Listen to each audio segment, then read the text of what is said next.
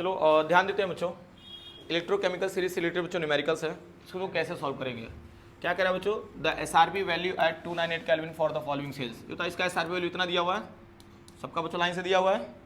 कह रहा है which of the following is strongest या स्ट्रॉन्गर रिड्यूसिंग पावर। ये तो रिड्यूसिंग पावर का मतलब क्या समझ रहे हो, ऑक्सीडेशन। और ऑक्सीडेशन के लिए बच्चों SRP वैल्यू क्या होता है, क्या होता है, लो, इन होता है। अरे भाई रिड्यूसिंग एजेंट का मतलब क्या होता है, ऑक्सीडेशन। ऑक्सीडेशन का मतलब क्या है, SRP वैल्यू लो। अब इधर ध्यान दो ना, बाद में लिख लेना, आप समझ लो। SRP वैल्यू लो, इन सब में से देखो किसका लो है,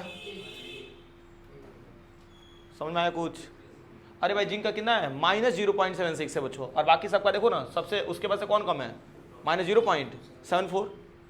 भाई मैंने क्या बोला, रिड्यूसिंग एजेंट के लिए हमको ऑक्सीडेशन भाई होता है, ऑक्सीडेशन के लिए SRP वैल्यू क्या होता है, लो। सबसे लो किसका है बच्चों, जिंक का, यानी कि कौन सा ऑप्शन होगा, सी। क्लियर है। चलो इसकी बात करते हैं, the SRP value of 3 metals. 3 metals के बच्चों SRP वैल्यू क्या है, 0.5 -0.3 एंड -1.2 वोल्टेज। क्या करें, the reducing power of these metals. Reducing power का मतलब क्या समझ रहे हो, ऑक्सी, और ऑक्सीडेशन के लिए SRP वैल्यू क्या होता है, लो होता है। तो सबसे लो किसका है बच्चों, सी का है बच्चों। देखो ना सी का कितना है, -1.2।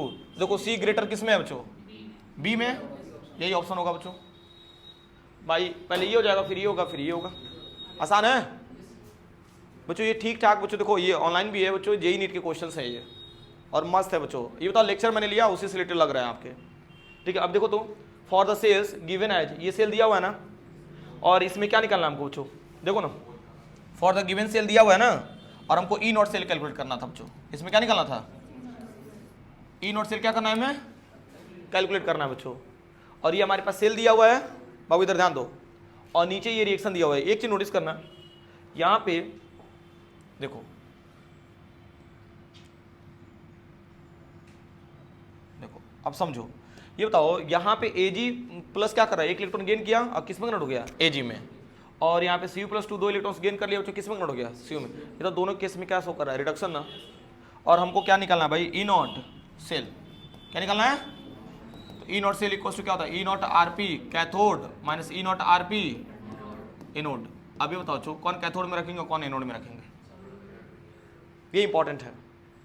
क्योंकि यहाँ पे मान लो वैल्यू तो दिया नहीं है, कोई बच्चों ग्रेटर देन लेस देन देख करके बच्चों रख ले, लेकिन बच्चों जानते हो कुछ ना कुछ हमको हिंट दे देगा। थोड़ा सा सोचिए बच्चों, आपके हिंट सामने है।